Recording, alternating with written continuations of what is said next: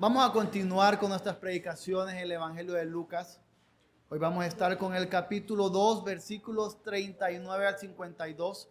Así que pueden abrir sus copias de la palabra del Señor. Lucas 2, versos del 39 al 52.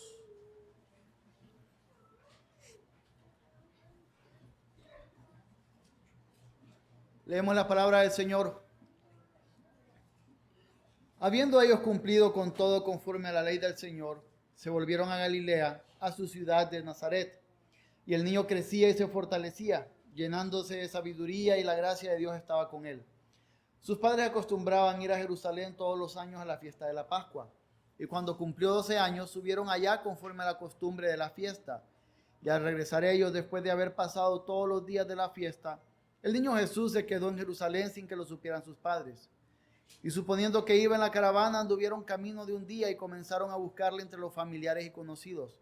Al no hallarle, volvieron a Jerusalén buscándole. Y aconteció que después de 3 días le hallaron en el templo, sentado en medio de los maestros, escuchándolos y haciéndoles preguntas. Y todos los que lo oían estaban asombrados de su entendimiento y de sus respuestas. Cuando sus padres le vieron, se quedaron maravillados, y su madre le dijo: Hijo, ¿por qué nos has tratado de esta manera? Mira, tu padre y yo te hemos estado buscando llenos de angustia. Entonces él les dijo: ¿por qué me buscabais? ¿Acaso no sabíais que me era necesario estar en la casa de mi padre? Pero ellos no entendieron las palabras que él les había dicho. Y descendió con ellos y vino a Nazaret y continuó sujeto a ellos. Y su madre atesoraba todas estas cosas en su corazón. Y Jesús crecía en sabiduría, en estatura y en gracia para con Dios y los hombres. Oremos. Señor, tu palabra es viva. Y en este momento te pedimos que sea ella la que pueda entrar en nuestros corazones. Que sea tu Espíritu Santo el que hable. Y que no sea mi pecaminosidad la que exprese palabras, sino que si algo saldrá, oh Dios, que no te glorifica, deténlo en tu misericordia. Permite que todo cuanto aquí aprendamos hoy afecte nuestro día a día y que podamos salir después de este mensaje todos creyendo que nuestro Cristo es grande, que lo necesitamos y que está al alcance nuestro. En el nombre de Jesús. Amén.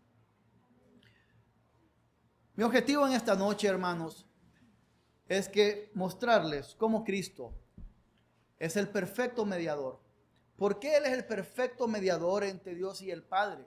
Recordando que los sacerdotes que mediaban en el Antiguo Testamento eran aquellas personas que venían y suplicaban al Señor por el pueblo, haciendo sacrificios continuamente para que pudieran ser limpiados el pueblo y también ellos mismos. Día tras día, celebración tras celebración. Pero vamos a ver cómo Cristo está cumpliendo este rol y por qué lo cumple. Porque Él es un sacerdote, un mediador perfecto al hacerlo. Y para llegar a esto, tengo 3 puntos. El primero lo vamos a ver en el versículo 39 que dice: habiendo ellos cumplido con todo conforme a la ley del Señor, se volvieron a Galilea, a su ciudad de Nazaret. Esto, sin duda, lo hemos visto o lo vieron el domingo anterior, hablando de la obediencia de los padres de Jesús para cumplir los mandamientos que estaba escrito en Levítico, de que tenían que presentarse, y todavía que reflejaba la condición pobre en la cual estaban, por la cual llevaron pichones. Los pichones eran para las personas que no tenían los suficientes recursos para que hicieran todo el sacrificio de purificación. Pues entonces ellos lo cumplieron, ellos fueron.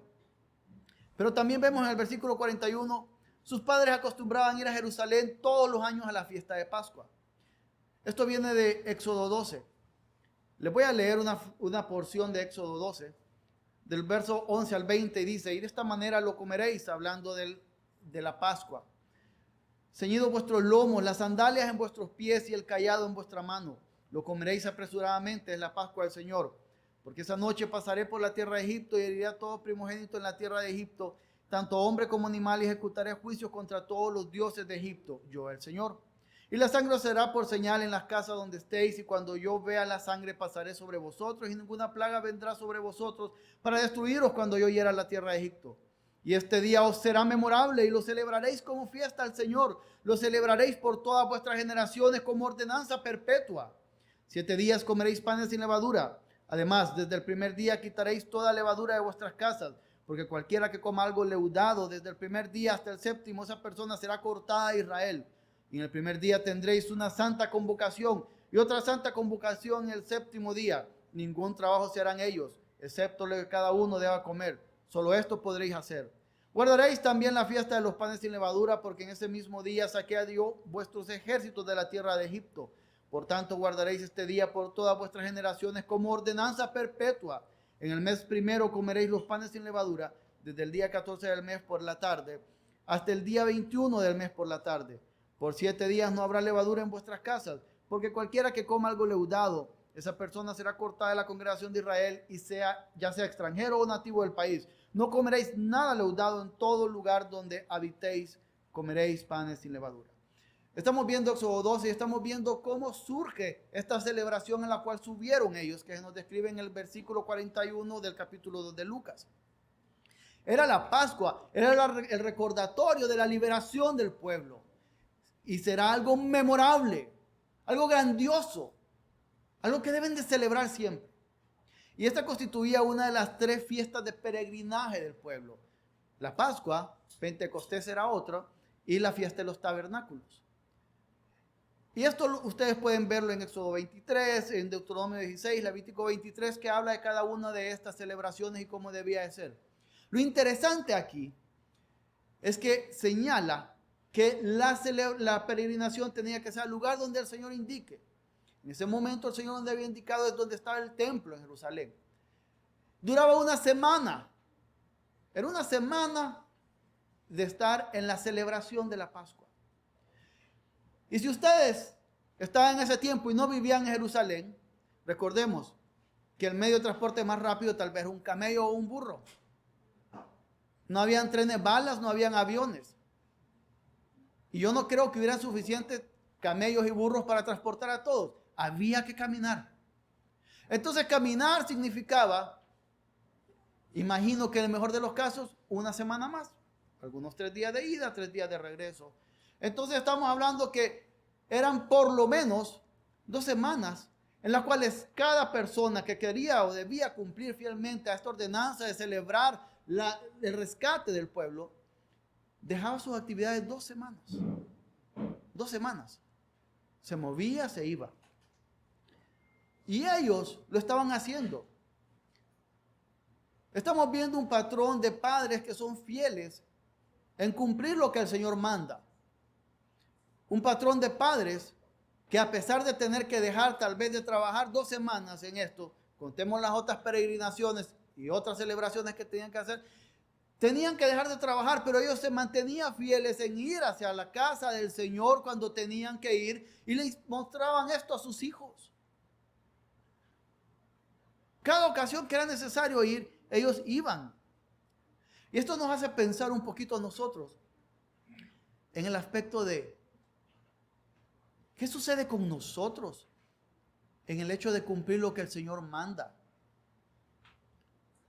A veces hay cansancio, a veces hay pereza, a veces hay descansos que merecemos y por lo tanto no iré a la iglesia.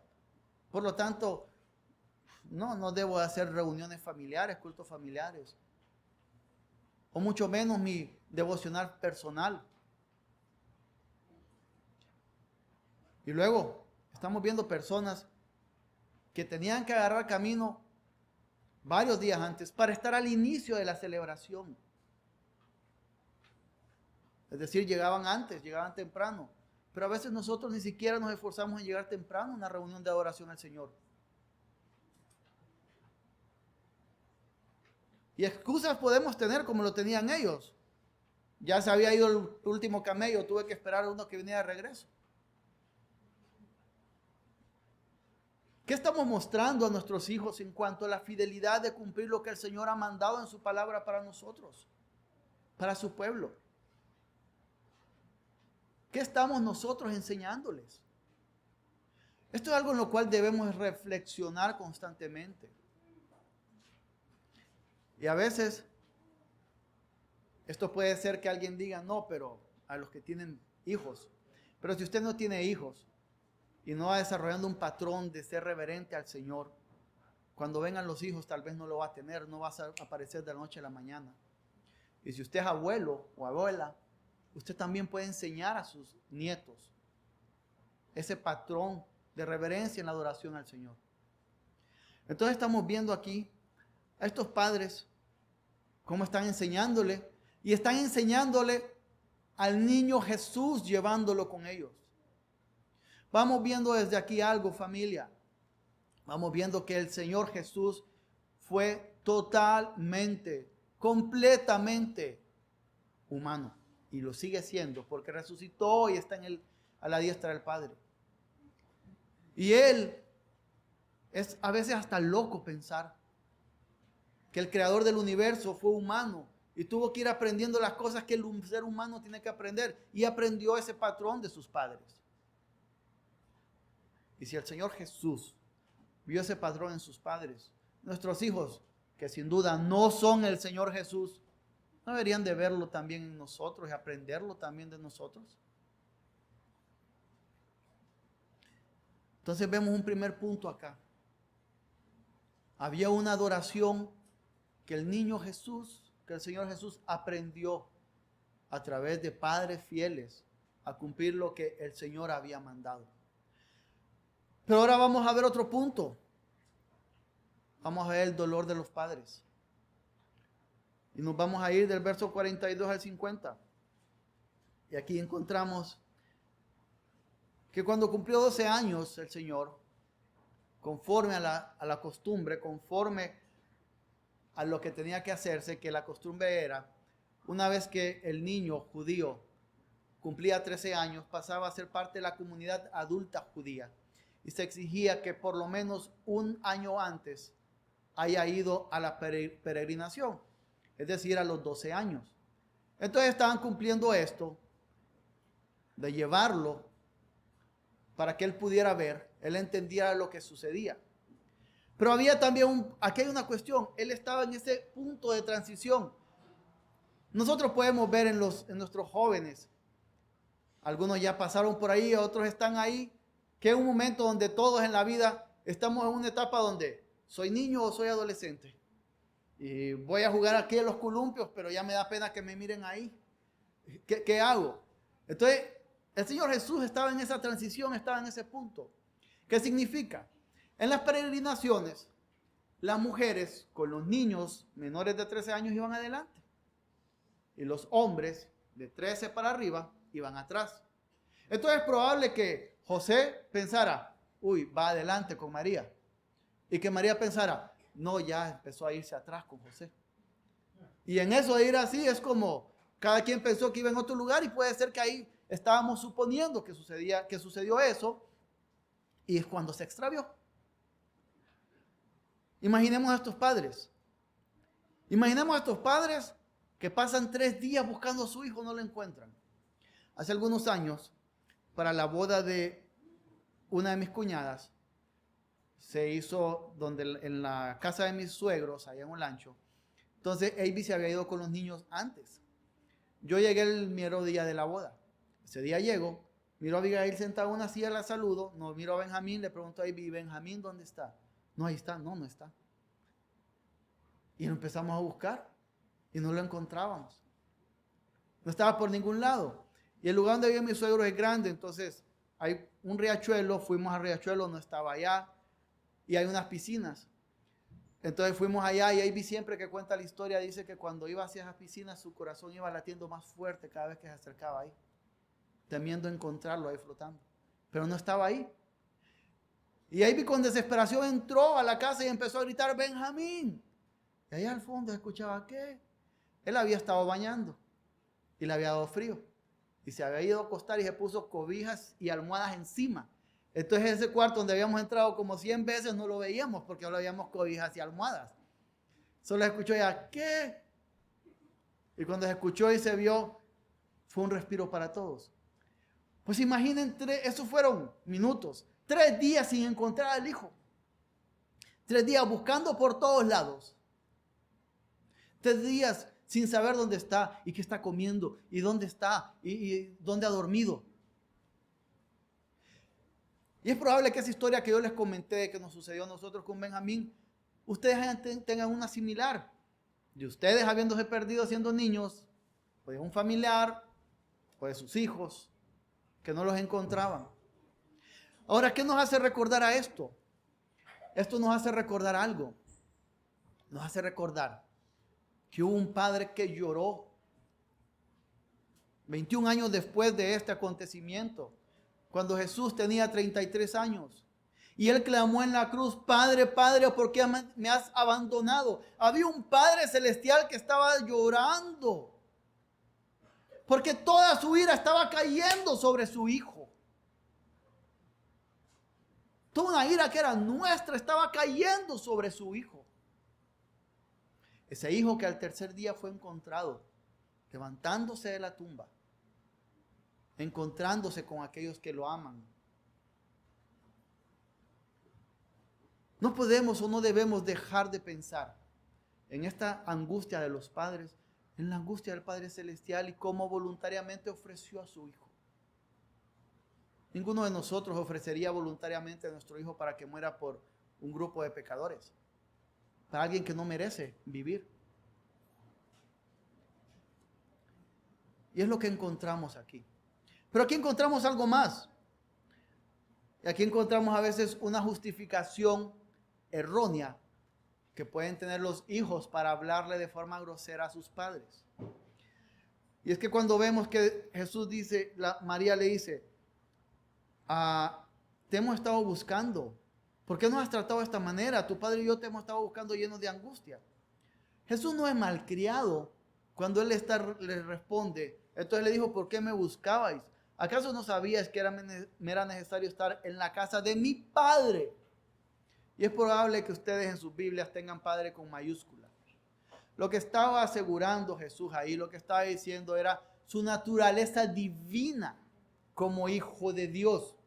Y eso podemos verlo nosotros también cuando en Juan 5:18 leemos: entonces por esta causa los judíos aún más procuraban matarle, porque no solo violaba el día de reposo, sino que también llamaba a Dios su propio Padre, haciéndose igual a Dios. Era notorio para todos que Cristo estaba diciendo que él era el Hijo de Dios. Entonces, con esta respuesta él no está siendo malcriado. Él está asegurando que él, en su unión hipostática, es completamente Dios, como ya vimos que también es completamente hombre. Ya vamos a ver algo más de esta parte. Y podemos asegurar todavía más que Jesucristo nunca pecó con esto que hizo y no fue grosero con sus padres. Cuando en 1 de Pedro 2:21 leemos: porque para este propósito habéis sido llamados. Pues también Cristo sufrió por vosotros, dejándonos ejemplo para que sigáis sus pisadas, el cual, Cristo, no cometió pecado ni engaño alguno se halló en su boca. 2 Corintios 5:21, al que no conoció pecado, hablando de Cristo, le hizo pecado por nosotros para que fuéramos hechos justicia de Dios en él.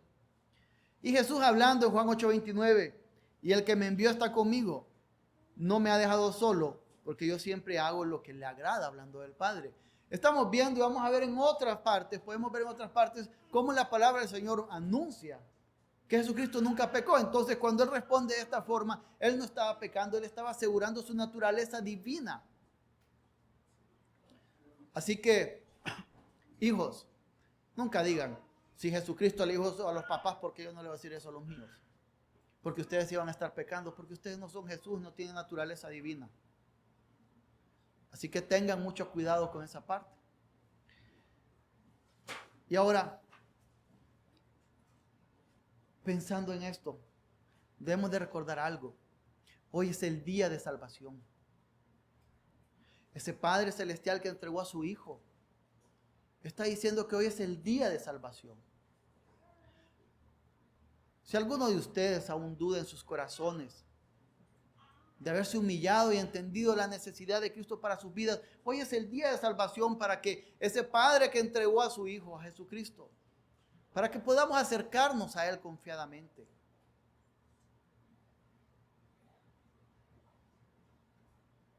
Y ahora, ya hemos visto cómo Cristo comenzó en la primera sección de estos versículos que leímos, aprendiendo humanamente la devoción al Señor. Y cómo luego Él aseguró en esta sección que Él tiene naturaleza divina. Ahora veamos los versículos 40, 51 y 52. El 40. Y el niño crecía y se fortalecía, llenándose de sabiduría, y la gracia de Dios estaba sobre él. 51. Y descendió con ellos y vino a Nazaret, y continuó sujeto a ellos, y su madre atesoraba todas estas cosas en su corazón. Y Jesús crecía en sabiduría, en estatura y en gracia para con Dios y los hombres. Vemos que Jesús crecía en sabiduría, crecía en estatura, crecía en conocimiento del Señor. Lo que nos está mostrando aquí es que nuestro Dios, Dios Hijo, es completamente humano. ¿Y esto qué significa? Que Él nació, creció, se hizo adulto y murió. Fue un bebé, fue un niño, un adolescente. Tuvo padres a los que sujetarse. Tuvo padres y maestros que le instruyeron en muchas cosas, en el trabajo, en el temor al Señor. Tuvo un proceso natural de crecimiento desde el embrión en el vientre de su madre hasta ser un adulto, porque reconocemos por la palabra del Señor que desde la concepción en el vientre de la madre hay vida. Por lo tanto, un aborto es un asesinato. Y Cristo fue así de indefenso en su humanidad. En estos días he estado viendo una página web que ha estado mostrando las distintas etapas del crecimiento, el desarrollo de un niño en el vientre de la madre. Y lo que me asombra es cuando dice, en este momento, el ser humano tiene 1 pulgada o menos de 1 pulgada, 2 pulgadas. Y pensar que quien creó todo el universo humanamente fue de 1 pulgada. Como cada uno de nosotros.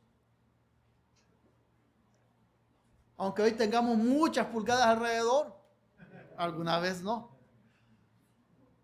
También vemos que este Cristo humano se alimentó en el seno materno, tomó leche materna. Él aprendió a tomar agua, tuvo que aprender a tomar un vaso. Él aprendió a comer. Después de leche materna quizás le dieron papilla. No creo que hubiera Herbert en ese tiempo. Y sí, no tenía dientes. También le salieron los dientes y también quizás le dolía cuando estaban saliendo, como a todos los niños. Y después de eso ya pudo aprender a comer algo sólido, carne. Ya pudo morder. Él aprendió el oficio de carpintero con su papá. Y estoy seguro que quizás alguna vez clavándose dio con el martillo en el dedo. Él tuvo que aprender a cepillar la madera, a barrer, a quitar el sucio. Tuvo que ser limpiado como un bebé cuando hacía sus necesidades y después aprendió a ir al baño por sí mismo. Incluso fue tentado, no solo en el desierto, en el proceso natural, el ser humano fue tentado en todo, pero sin pecar, y fue tentado a desobedecer a sus padres también. Y de otras formas. Él aprendió a leer, a cantar, aprendió la ley del Señor. Él jugó con sus hermanos. Y era el mayor, cuidó sin duda de sus hermanos. Y podemos pensar en tantas otras cosas que él hizo. Él sufrió. Vemos que cuando muere Lázaro, él llora. Y dicen muchos que cuando él llega a su edad, que inicia su ministerio, por no haber referencias de su padre en el escrito, es probable que ya hubiera muerto. De su padre biológico, por decirlo de una forma, aunque no aportó biológicamente nada, pero quien lo crió. Y es probable que así como nosotros hemos estado por procesos cuando personas que amamos mueren, él tuvo que ver a este hombre que lo tomó como su hijo morir. Y tuvo que ver El índice de mortalidad era alto. Muy pocas personas en ese tiempo llegaban a mucha edad, a edad avanzada. Tuvo que ver tal vez niños con los que él creció ir muriendo en el camino. Tíos, primos. Se dio cuenta de que su primo Juan fue decapitado. Tuvo las angustias que cada uno de nosotros tenemos.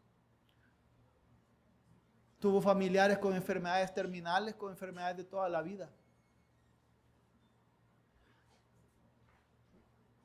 Y es por ese motivo que cuando cada uno de nosotros está pasando una circunstancia, no podemos pretender o no podemos decir que Cristo no lo entiende. Él comprendió, muchas cosas las vivió, muchas cosas vio, pudo haber visto en esta cultura de abusos de las autoridades u otros, abusos a mujeres, golpes, maltratos. Cristo comprende cuando nuestros corazones están destrozados. Él entiende cuando pasa algo en nuestras vidas y podemos llegar ante Él. Y es por esa razón que cuando nosotros vamos a Hebreos 2, a partir del verso 14, que dice, así que por cuanto los hijos participan de carne y sangre, Él igualmente participó también de lo mismo, para anular mediante la muerte el poder de aquel que tenía el poder de la muerte, es decir, el diablo, y librar a los que por el temor a la muerte estaban sujetos a esclavitud durante toda la vida, porque ciertamente no ayuda a los ángeles, sino que ayuda a la descendencia de Abraham. Por tanto, tenía que ser hecho semejante a sus hermanos en todo, a fin de que llegara a ser un misericordioso y fiel sumo sacerdote en las cosas que a Dios atañen, para hacer propiciación por los pecados del pueblo. Pues por cuanto él mismo fue tentado en el sufrimiento, es poderoso para socorrer a los que son tentados. Estamos viendo que Él comprende. Él entiende cuando hay tentación y luchamos con ella. Y nuestro deseo mortificarla. Y Él tenía que ser humano. Porque quien ofendió al Dios Todopoderoso fue el ser humano. Pero tenía que ser Dios. Porque el único que puede cumplir la ley del Señor y llegar ante el trono mismo de la gracia es Dios mismo. Y por eso es que Él deja claro su naturaleza divina. Y vemos también su naturaleza humana. Y luego en Hebreos 4, verso 14, teniendo pues un gran sumo sacerdote que trascendió los cielos, Jesús, el Hijo de Dios, retengamos nuestra fe, porque no tenemos un sumo sacerdote que no pueda compadecerse de nuestras flaquezas, sino uno que ha sido tentado en todo como nosotros, pero sin pecado. Por tanto, acerquémonos con confianza al trono de la gracia para que recibamos misericordia y hallemos gracia para la ayuda oportuna. Hermanos, no importa lo que esté pasando cada uno de ustedes, no importa qué dificultades hay en su vida, ustedes pueden tener, cada uno de nosotros podemos tener la plena seguridad que Cristo nos comprende cuando vamos a Él.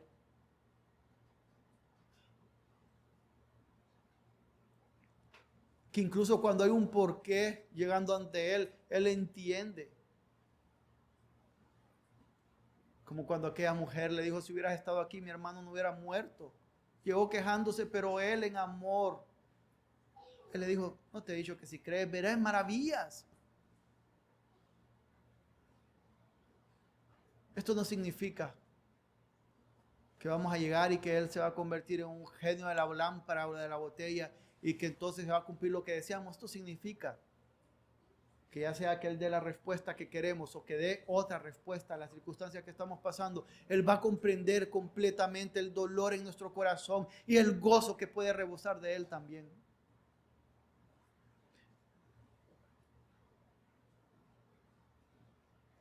Este Jesús que colgado de la cruz, cargando todas nuestras culpas, dijo a un discípulo, ella ahora es tu madre. Preocupándose por su madre incluso en ese momento, preocupándose por los que ama. Vayamos a este Cristo, que no se entiende. Ustedes pueden pensar, hagan memoria o lean lo que quieran o escuchen lo que quieran de todas estas otras religiones que son falsas, porque solamente el cristianismo revelado en la palabra muestra que hay una lógica de por qué es verdadero. Todas estas otras religiones ustedes van a ver que el Dios al que ellos adoran es un Dios lejano, al cual no se pueden acercar, del cual nunca cumplen los requerimientos para estar en paz con Él, como nosotros tampoco lo podemos hacer con el Dios verdadero, pero el Dios verdadero, amándonos tanto, tomó forma como la de nosotros, así de débil como es esta forma humana, para cargar la ira de Dios Santo y mostrarnos cómo Él está cercano a nosotros y cómo podemos ir a Él en cada momento. No sé cuál es la circunstancia, pero yo solo quiero que terminemos leyéndoles el canto de respuesta que vamos a tener hoy. Oh alma cansada y turbada, sin luz en las sendas andarás. Al Salvador mira y vive, del mundo la luz es su faz. Pon tus ojos en Cristo, contempla su gran majestad, y lo terrenal desvanecerá la luz de su gracia y poder. De muerte a vida eterna te llama el Salvador fiel. En ti no domina el pecado, hay siempre victoria en él. Jamás faltará su promesa, él dijo contigo estoy. Al mundo perdido ve pronto y anuncia la salvación hoy. Fija tus ojos en Cristo, tan lleno de gracia y amor, y lo terrenal sin valor será a la luz del glorioso Señor. Oremos. Señor, cuánta esperanza y cuánto gozo da entender que nuestro sumo sacerdote Jesús nos comprende. Sabe lo que hay en nuestros corazones. Sabe el dolor de nuestras almas. Mucho más profundo de lo que nosotros podemos comprender. Pero a veces en el día a día olvidamos esta verdad. Por favor, Dios, que tu Espíritu Santo pueda recordarnos que nuestro Cristo nos entiende y que podemos ir confiadamente, porque es un sumo sacerdote que lloró, que sangró y que ha prometido estar con nosotros. Permite que cada día en las dificultades, en la familia, en el trabajo, en el tráfico, en la escuela, en la universidad, en cualquier lugar, recordemos que podemos ir a Cristo. Y todo aquel que va a Él no es echado fuera. En el nombre de Jesús. Amén.